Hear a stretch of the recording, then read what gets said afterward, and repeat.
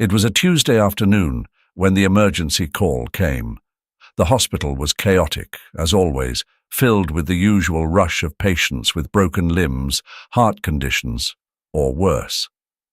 Robert had just finished consulting a patient when one of the nurses hurried over. "Dr. Williams, there's a critical case just brought in, a woman.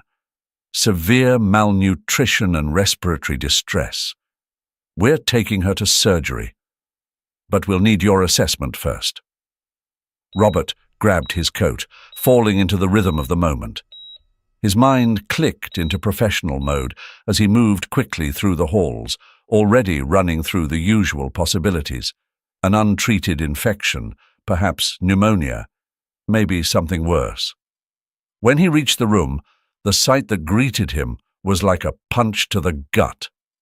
On the gurney lay the woman he had seen so many times outside his apartment building, the same woman whose presence he had dismissed. Her face was drawn, skin tight over her bones, lips cracked, and her breathing labored. Beside her, the two little girls stood clutching each other's hands, faces pale and eyes wide. It was them, the girl who used to sit on the cold pavement outside his door, strumming a worn guitar. Robert, remember, it was a chilly morning in late fall when Robert drove the same road to the hospital, passing the same grey, weather-beaten buildings, the same tired faces of pedestrians hurrying about their business. Over the years, the sight of homeless people along the route had blended into the background of his life. They were always there, huddled under thin blankets, holding out hands for spare change. But he had grown used to looking the other way. He noticed a middle-aged woman, frail and hunched, sitting against a brick wall near the corner of his usual turn. Her eyes were hollow, her face drawn with the unmistakable signs of hardship. Next to her sat a girl, no older than 15, cradling a battered guitar in her lap. She strummed it with delicate fingers, and the tune she played, soft and melancholic, drifted through the cold air, halting Robert in his tracks for a moment. The song was hauntingly familiar. It pulled at memories he had long since buried, memories of a time when life had been lighter, simpler. His mind wandered back to his wedding day, a day that seemed lifetimes ago. The song had played softly as he and his wife, Sarah, exchanged vows. Sarah had loved that song. The weight of her absence suddenly pressed down on him, and for a moment he forgot where he was. The girl's voice brought him back to the present. Her soft, steady singing filled the space between the guitar's notes, and Robert felt an unexpected stir of emotion. It wasn't the kind of performance you expected to hear on the street, amidst the bustle of strangers and the constant rush of life. There was something raw about it, something real.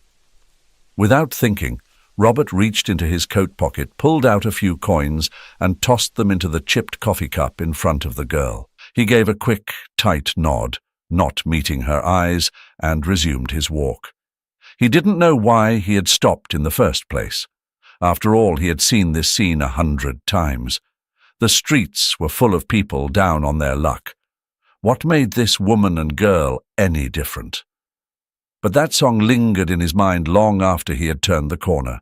Even as he performed his usual rounds at the hospital, it played faintly in the back of his thoughts, tugging at something deep inside him. He dismissed it, telling himself it was just nostalgia, a coincidence. Life had hardened him, made him pragmatic. You couldn't afford to get involved with every sad story that crossed your path. The next day, something unexpected happened. As Dr. Robert was pulling into his driveway after a long day at the hospital, he saw them again, the homeless woman, and this time a different girl. Younger, maybe 12 or 13. She was standing outside his gate, playing a violin. The notes from the instrument were jarring at first, but there was a strange beauty in the chaos of her music. The woman sat silently beside her, watching him with tired eyes as he got out of his car. He stood frozen for a moment, taken aback by the audacity. "What are they doing here?" he thought, his mind racing. He immediately jumped to conclusions, assuming the worst. Could this woman be using these girls to gain sympathy from passers-by? It wouldn't be the first time he'd seen such scams, children manipulated to tug at people's heartstrings, collecting money for someone else's gain. Frustration bubbled up inside Robert when he approached the homeless woman. "Look, I know what you're doing," Robert said, his voice low but firm. He fished out some money from his wallet, handing it to the woman. "Take this, but don't come here again. If I see you using these girls to beg again, I'll call the authorities." With that, he turned and walked back toward his house, the bitterness of past betrayals weighing heavily on him. Years ago, he had been swindled by someone in need, a sob story that had ended with his wallet lighter and his trust shattered. Since then, he had promised himself he wouldn't be fooled again. He couldn't afford to be. But as he closed the door behind him, something gnawed at the back of his mind. He had seen the look in that girl's eyes, fear, yes, but also something else. Innocence, no. He shook the thought away. He had done the right thing. Still, he couldn't shake the feeling that he had missed something important. The music, the way it had stirred something long dormant in him, refused to fade. It followed him, lingering like a shadow as the night crept in. Robert hadn't seen the woman or the little girl for days now. There was a part of him that felt relieved, convinced that they had moved on, possibly to another neighborhood where their act might still be profitable. The thought crossed his mind more than once. Maybe they had been using their plight to take advantage of people's sympathy, perhaps even his. He had, after all, seen enough of those scams in the city. He forced himself not to dwell on it. Life was busy, and his work as a physician often left him with little room to focus on anything else. Still, there was a faint unease that lingered at the edges of his mind. Something about the woman's hollow eyes, her silent presence outside his building, and the child's hesitant smile had unsettled him. But Robert shrugged it off. People had their lives, their choices, and their ways of surviving. He couldn't fix everything. "She's in critical condition," the nurse's voice brought him back to reality. "We'll need to stabilize her." He turned his attention to the patient, the details of her medical condition beginning to take form in his mind. But before he could fully immerse himself in the job, the two girls tugged at his sleeve. "Please, sir," the older one, Alice, said softly. Her voice wavered, trembling with the weight of exhaustion and fear. "She's our mother. You have to help her." Her words struck him with a strange kind of clarity, sharpening the moment. He nodded, though his throat felt tight. As they worked to stabilize the woman, Robert couldn't help but feel an unfamiliar sting of guilt. He had dismissed them. He had assumed the worst, when, all along, they had been right there, suffering silently, just outside his door. Later, as the woman was transferred to intensive care, Robert sat down with the two girls in a quiet corner of the waiting room. Their clothes were threadbare, hands calloused, but they carried themselves with a kind of quiet dignity that made his heart ache. He asked for their names, hoping to distract them from the tension that hung in the air. "I'm Alice, and this is my sister Amber," the older girl said. Her voice, though soft, was filled with an unnatural maturity for someone so young. "Our mum, her name is Susan." She hesitated, eyes lowering as if unsure how much to say. "She used to be a singer, a real famous one, but she got sick a few years ago."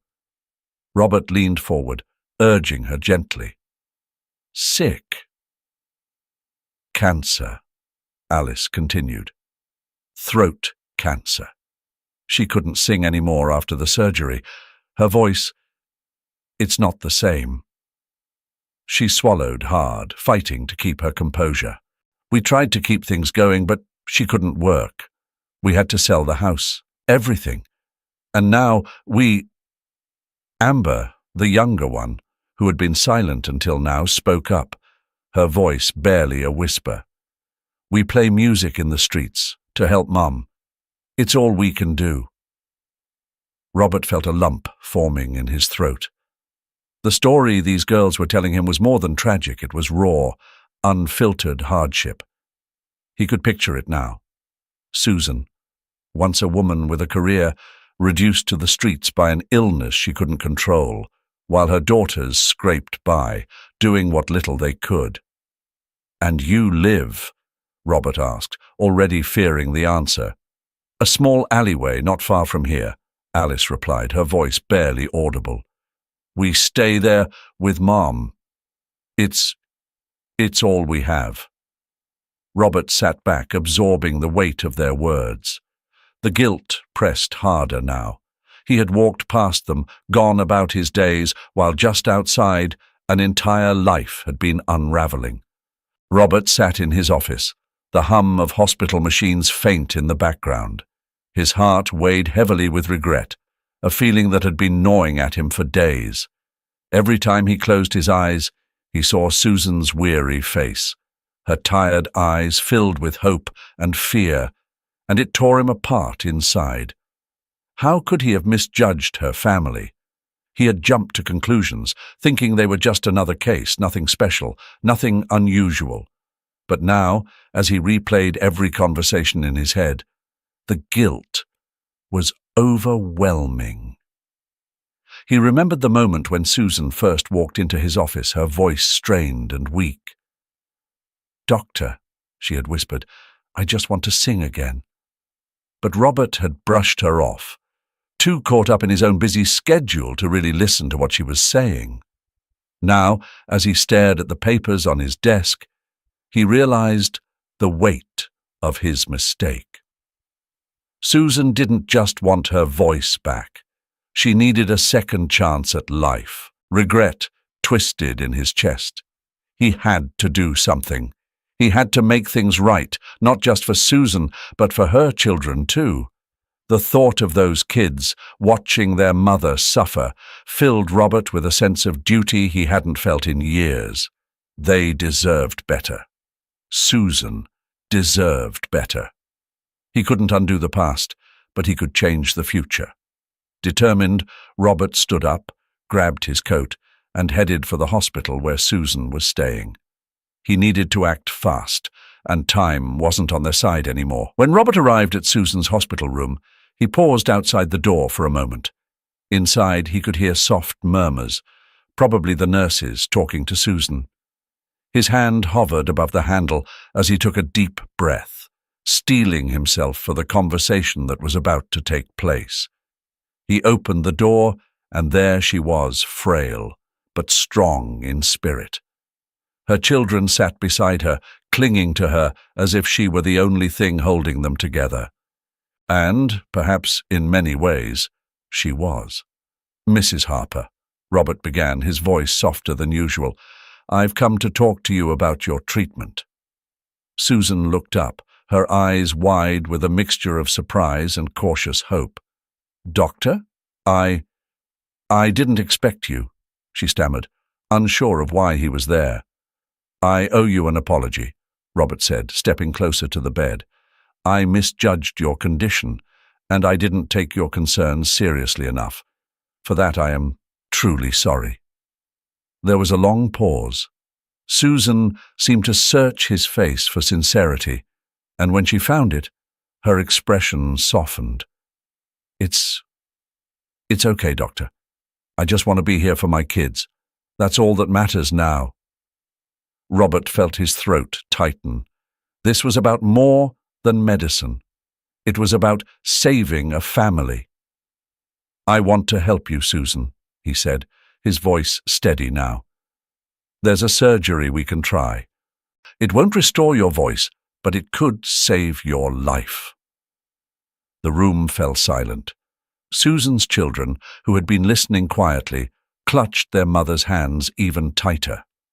The weight of Robert's words hung heavy in the air. Surgery? It was risky, especially in Susan's weakened state. But what choice did they have? Susan's lips trembled as she processed the news. "I just want to live. For them. Robert nodded, his heart swelling with a strange mixture of sorrow and resolve. "Then we'll do it," he said firmly. "We'll fight this together." From that moment on, Robert dedicated himself entirely to Susan's case. He became more than just her doctor, he became her advocate, her protector. Every morning, he checked in on her personally, overseeing every detail of her treatment. He made sure she had the best care the hospital could offer, even if it meant pulling a few strings or staying late into the night. The other doctors noticed the change in him, too. Robert, once known for being a bit detached, was now fully invested in this one patient's journey. Weeks passed, and though the road was long and hard, Susan's condition began to stabilize. Her children remained by her side every step of the way, and Robert was always there, ensuring she had the strength to keep fighting. In those quiet moments, Robert often found himself reflecting on how much had changed since he first met Susan. What began as a medical case had turned into something much deeper, an opportunity for redemption for both him and Susan. And as he watched her slowly recover, Robert knew that, in the end, he had made the right decision. The air in the hospital was thick with tension. Robert, his brow furrowed in concentration, prepared himself for the surgery that was about to change Susan's life forever. It was a delicate procedure, one that demanded every ounce of his skill, his experience, and his composure. Susan lay still, her breathing soft but heavy under the anesthesia, and Robert couldn't help but feel a sharp pang of responsibility settle deep in his chest. He knew more than anyone that this surgery was her only chance to survive.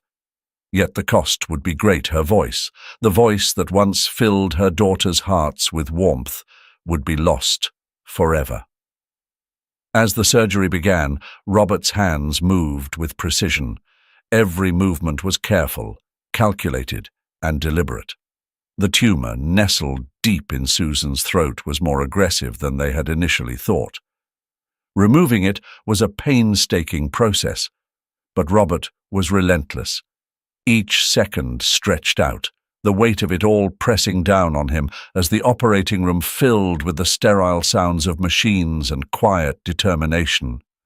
The clock on the wall seemed to mock him, counting down the minutes, each tick a reminder of the fragility of the situation. After hours that felt like days, Robert finally excised the tumor. He took a deep breath, knowing that while Susan had survived, something irreplaceable was now gone. Her voice gone forever. The surgery had been a success, but it was a bitter-sweet victory. Outside the room, her daughters Alice and Amber waited, hearts pounding. The moment he stepped out, Robert saw the hope in their eyes, the fragile hope of a family that had been through too much already. "She made it," Robert said quietly, his voice hoarse with exhaustion. Alice let out a shaky breath, her hands trembling as she held Amber close. But then, after a brief pause, Robert added, "But she won't be able to speak again." The weight of those words hung in the air, sinking into their hearts. Tears brimmed in Alice's eyes as she tried to reconcile the joy of her mother's survival with the loss of the voice that had comforted her for so long. Amber stood silent, her face pale as the realization set in. Their mother was alive, but the part of her they had always known, the soft, loving voice, was gone. In the days that followed, Robert made it a point to visit Susan regularly. He checked her recovery, his visits becoming more than just medical follow-ups. He'd started as just a doctor, but now something had shifted within him. He had become a part of this family's story, entwined in their pain and their hope. Every time he saw Susan, lying in her hospital bed, eyes filled with gratitude despite everything, he felt a strange connection to her and her daughters. His initial wariness of becoming emotionally involved with patients faded as he watched this family cling to each other, finding strength in their bond. Alice and Amber, though devastated by the loss of Susan's voice, never faltered in their care for their mother. When Susan finally woke, weak and unable to speak, they didn't need words. They understood her through her gestures, her eyes, and the subtle movements that conveyed her love and gratitude. They stayed by her side, holding her hands, whispering words of encouragement, as if the love they shared could somehow fill the silence that now surrounded them. And in a way, it did. Robert, watching these moments unfold, was humbled by the purity of their connection. On one particularly quiet afternoon, Robert stood by the window of Susan's room, watching Alice and Amber communicate silently with their mother. Susan's hands trembled slightly as she reached for Alice's hand, squeezing it gently. Alice smiled through her tears, and Amber placed a soft kiss on her mother's forehead. There was no need for words here, Robert realized. The love they had for each other spoke volumes, and in that moment he felt the tight grip of tension in his own chest begin to ease. He had helped them get through this in some small way. For the first time in a long time, Robert felt like he had done more than just his job. He had been a part of something much larger than a medical procedure. He had seen a family's love transcend loss and fear. The bond between Susan and her daughters was unbreakable, and in their silent strength, Robert found peace. He had doubted himself, doubted his ability to connect. But now, standing in that room, he felt like he belonged in their story. For this family, words were no longer necessary. Their love would always speak for them. The danger was over, but the difficulty in communicating with their mother made Alice and Amber even more worried and sad. One day, Amber and Alice had sat at the kitchen table for hours that night, the flickering overhead light casting shadows on their worried faces. The question hung heavy between them. How do we make this work? They both knew the answer before it was even spoken. They could only afford one tuition fee for the sign language class. "You go," Alice had insisted, her voice steady but eyes betraying the weight of her sacrifice. "You're the one who needs to be there with Mom most of the time." Amber didn't argue. She couldn't. Her heart swelled with both gratitude and guilt as Alice grabbed her guitar and left for the streets to busk again. Every day, Alice performed her heart out to crowds who hardly noticed the depth of her talent, all so they could scrape together enough for rent, food, and now sign language classes. The unspoken sacrifice was clear. Alice would work, Amber would learn, and Susan, their mother, would benefit. That was the deal. Amber walked into the sign language class the next morning, her stomach twisting with nerves. The room was small, with bright posters on the walls showing different hand gestures. She felt like an outsider, unsure of her place in this new world of silent communication. But as the instructor began, slowly showing them the basic signs, Amber's heart shifted. There was something soothing about the movements, a rhythm in the way the hands spoke without sound. Her fingers moved clumsily at first, but with each repetition she felt a deeper connection forming, not just with the signs, but with the idea that maybe, just maybe, this was the key to bringing her mother out of the prison of silence. Amber focused hard, determined to remember everything. For her, this was more than a class. It was her lifeline, her chance to help her mother communicate again after all the surgery had left behind. As she signed the alphabet for the first time, her fingers shaky, she could almost see Susan's tired, hopeful eyes light up. This was for her. Every gesture, every new word was a bridge being built. Meanwhile, Alice stood on a crowded street corner, her fingers dancing across the guitar strings. The sound echoed off the walls of the nearby buildings, But her mind wasn't on the music. It was with Amber, sitting in a classroom, learning the skills they all needed. Her heart ached with every note she played, but she kept going. She had to. The thought of their mother sitting in silence at home pushed her forward. She couldn't fail. Her tip jar rattled with a few coins and crumpled bills as strangers passed by. Some stopped to listen, most didn't. But it didn't matter. Every dollar helped, and every song was a step closer to a future where their mother might speak to them again, even if it was through her hands. That night, when Amber returned home, her eyes were bright with excitement. "Mum, Alice, I've got something to show you," she exclaimed as she rushed into the small living room where Susan sat, staring blankly at the television. Alice was still wiping sweat from her forehead after hours of playing. But when she saw Amber's smile, she felt a glimmer of hope spark in her chest. Amber knelt in front of Susan and carefully took her hands. "Watch this, Mom," she said softly. Then, slowly, she began signing the words she had learned that day, simple ones. "Hello. I love you. It's okay." Susan's eyes widened. For the first time in months, there was a flicker of understanding, of connection. Tears welled up in her eyes as her lips trembled. Alice watched in awe as their mother reached out a trembling hand and mimicked the sign for hello. It was shaky, imperfect, but it was a beginning. A small crack in the wall of isolation that had surrounded them since the stroke. Robert, who'd been watching from the window, his breath caught in his throat. He had been watching this family for weeks now, ever since Susan's surgery was over. There was something about them, about their quiet strength and fierce love, that pulled him in. He saw Amber teaching her mother those small signs, saw the way Alice hovered nearby, her fingers still slightly trembling from her performance, and felt something stir inside him. These girls were fighting with everything they had, and for what? For their mother's smile. For her to speak to them again, even if it wasn't with words.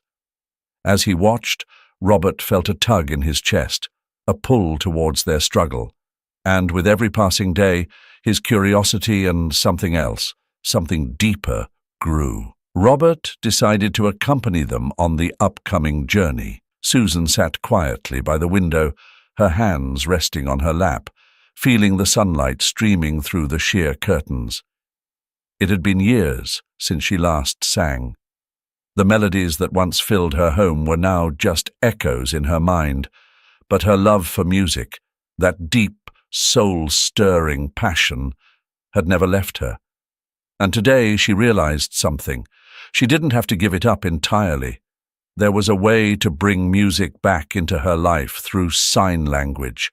Music, she thought, wasn't just about sound. It was about emotion, rhythm, and expression. It was something that could be felt, even if it couldn't be heard. And sign language, with its graceful gestures and expressive movements, could be the perfect medium to convey that. She had learned American Sign Language with her youngest daughter. At first, it had been a tool for communication, a bridge between her daughters and her silent world. But now Susan realized it could be so much more. She imagined herself standing on a stage, her hands moving fluidly through the air, interpreting not just the words of a song, but its very essence. Each sign would carry the weight of a note, the rise and fall of a melody, the surge of emotion that music could bring.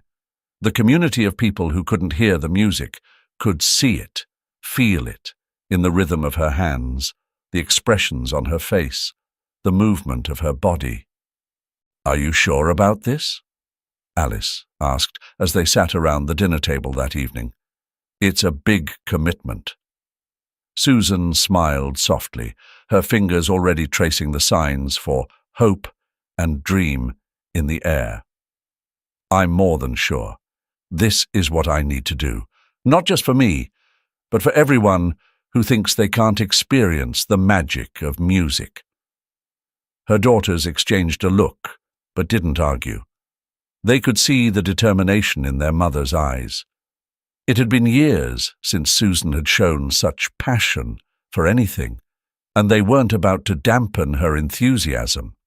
"We'll help you," her youngest daughter Amber said. "I can't believe I didn't think of it sooner. Sign language and music, what a perfect combination." And so the dream began to take shape. Susan spent hours in front of the mirror, practicing how to translate the rhythm and beat of songs into sign language. She experimented with different genres, from classical to pop, figuring out how to capture the energy of a fast-paced song or the slow, aching melody of a ballad. Her hands moved gracefully, her face reflecting the emotion of each piece. The community began to take notice. Word spread about Susan's project, and soon she was invited to perform at a concert, a collaboration with a famous singer who had heard about her idea. Susan's hands trembled slightly as she stood backstage, waiting for her cue.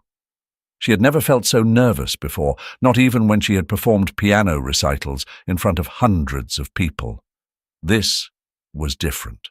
This was her new beginning. The lights dimmed, and the first few notes of the song floated through the air.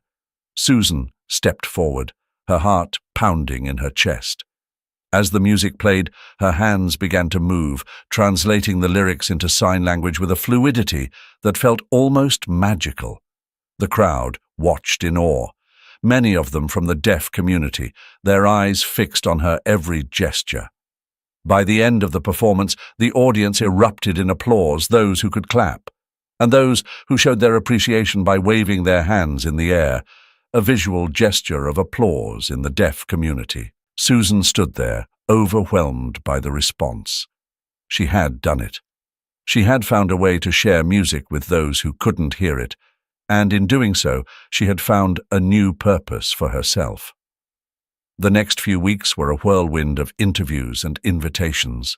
The deaf community had embraced her wholeheartedly, inspired by her passion and creativity. They saw in her not just a musician, but an advocate, a woman who was using her skills to bridge two worlds. Back at home, as she sat with her daughters, Susan felt a sense of fulfillment she hadn't known in years. She had thought her days of making music were over, but she had discovered something even more profound. Music, she realized, wasn't about sound.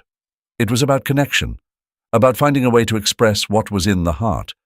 And now, with sign language as her instrument, she was ready to keep playing. Susan's life had taken an unexpected turn, one she never anticipated but fully embraced. After years of living quietly in the shadow of others, her newfound role in the world of music and sign language had begun to shift her entire existence. She had always been content, or at least she thought so, playing a supporting role in her daughters.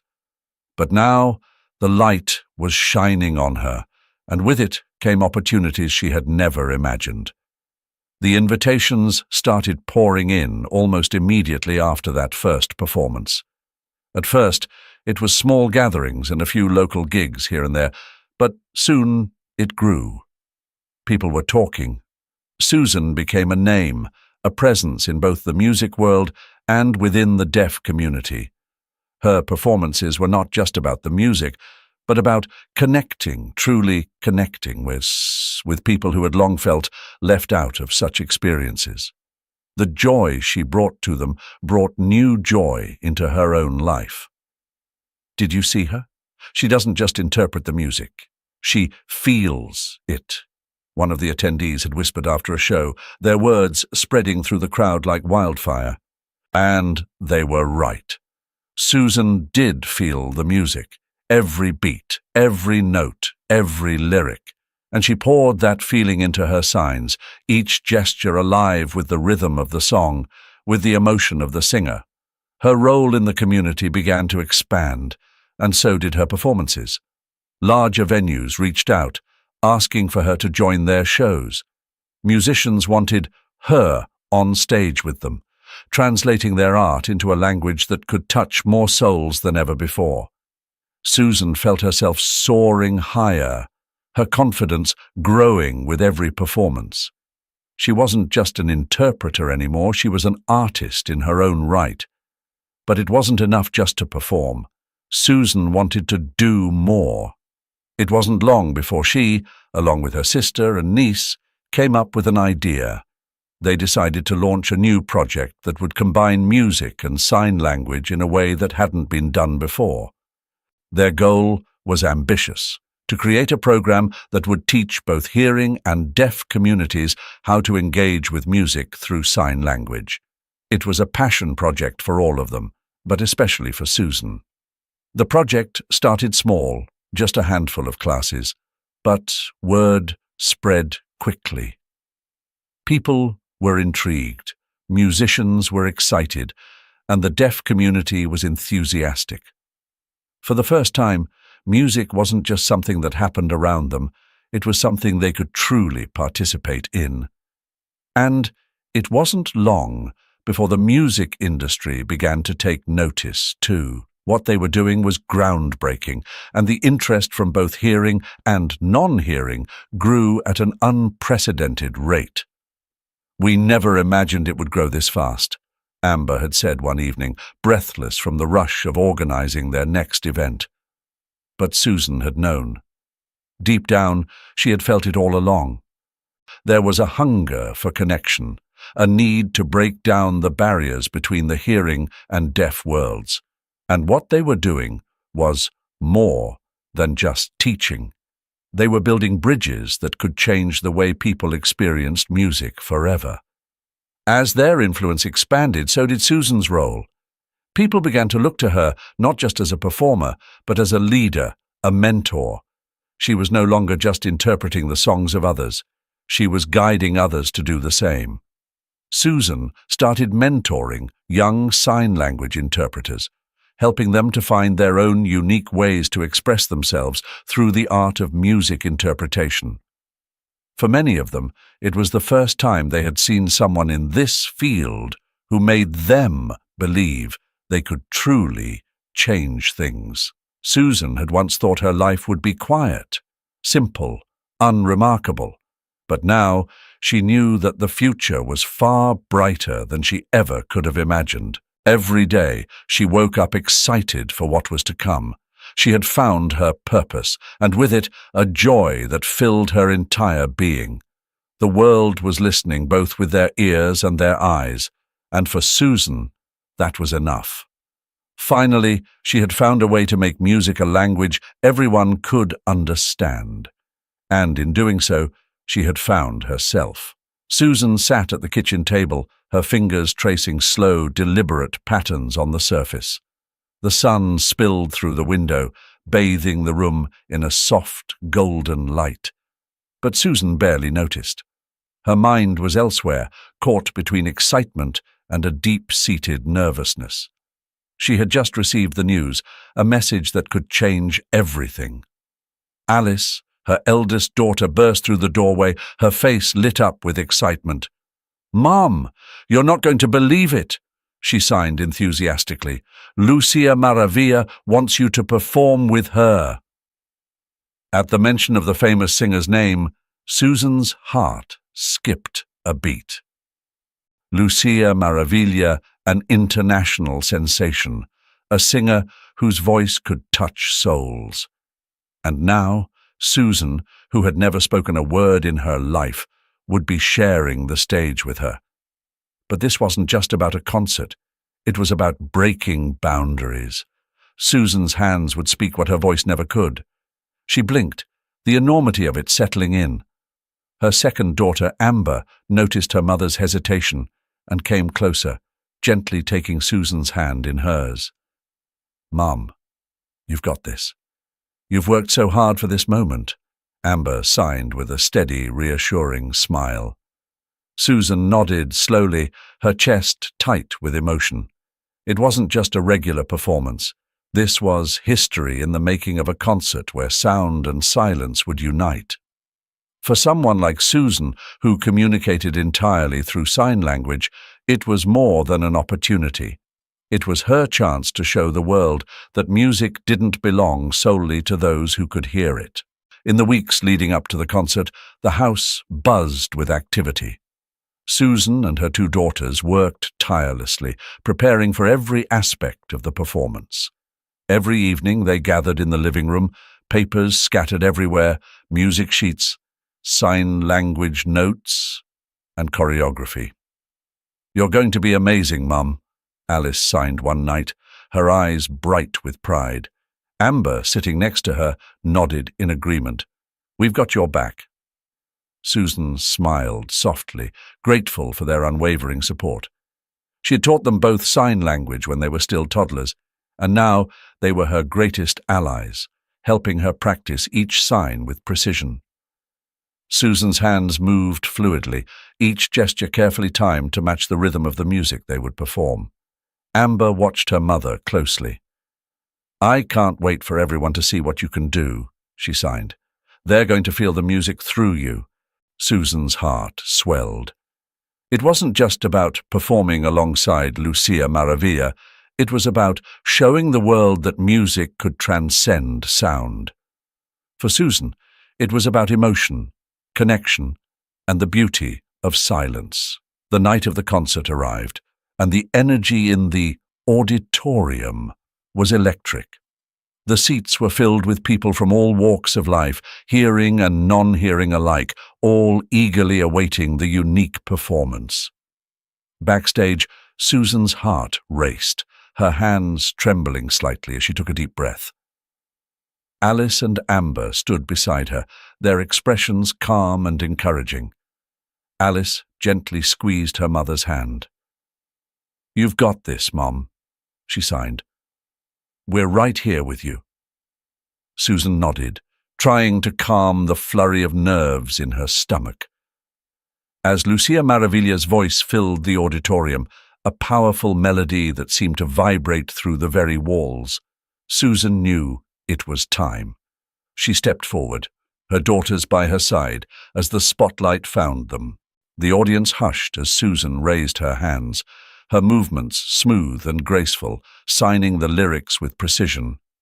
She could feel the music through the vibrations beneath her feet, every note translating into fluid motions. The crowd was mesmerized. Those who could hear were swept up in Lucia's voice, while the deaf audience followed every motion of Susan's hands, understanding the song through her. It was a performance unlike any other. For the first time, sound and silence danced together on the same stage, showing that music wasn't limited to one sense. It was an experience that could be felt in the heart. The harmony between Lucia's voice and Susan's signs created something truly magical. Robert sat in the audience, his eyes fixed on the stage. Many years after that fateful meeting, he still accompanies and helps Susan's family. And now, watching Susan perform, watching their daughters help bring the performance to life, stirred something in him. "She did it," he whispered to himself. "She really did it." The concert ended with thunderous applause, the audience rising to their feet. For the deaf members of the audience, hands waved in the air, a silent ovation that carried as much weight as the roaring cheers. Susan stood on the stage, tears in her eyes, knowing that this night had changed everything. Her daughters stood beside her, equally emotional, as they embraced their mother, proud of the history they had just made. For Susan, this concert was more than just a performance. It was proof that the language of music wasn't confined to sound. It was something that could be felt, seen, and experienced by all. The late afternoon sun filtered through the dusty windows of their new apartment, casting a soft amber glow over the living room. Their new apartment was humble, just 2 rooms and a small kitchen. It wasn't much, but it was more than they had ever dreamed of having. Robert had helped them find it. He always seemed to show up when he was needed the most. "He really came through for us," Alice said, looking around at the sparse but comfortable space. Amber smiled. "Yeah, this place. It's cozy." As they sat in the fading light of their new home, they both silently reflected on their journey. For Susan, it had been a lifetime of struggle, one hurdle after another. but somehow she always found a way through. Her daughters had been right beside her for most of it. And now, here they were. "Do you think things will get better from here?" her daughter asked, her voice barely above a whisper. Susan smiled, a small smile, and nodded. It wasn't the kind of sugary reassurance that adults sometimes give children, the kind they don't really believe in themselves. It was honest. They had a roof over their heads, 4 walls to call their own, and each other. That was enough to call it better. For years, Susan had worked as a sign language interpreter, helping people communicate in ways that words alone couldn't capture. Music had always been her passion, but through her work, she found something equally beautiful. Whether it was bridging the gap between people with different abilities or using music to connect with strangers on the street, Susan understood the power of communication. The future was still uncertain, as it always had been, but now it seemed a little less daunting. Together, they had weathered every storm life had thrown at them. And in that moment, sitting side by side, they knew that no matter what the future held, they had the strength to face it together. Thank you all for following along with the emotional journey of Susan and her daughter. It's been a long, tough road, but one filled with hope as they overcame great challenges and found the light at the end of the tunnel. This isn't just a story of survival, but also of love, perseverance, and the strength of family bonds. If this story touched your heart, don't forget to hit the like button and share it with your friends and loved ones. And if you haven't subscribed yet, make sure to hit the subscribe button and turn on notifications so you won't miss any of our upcoming inspiring stories. Thank you for always supporting and being with us on this journey. See you in the next video.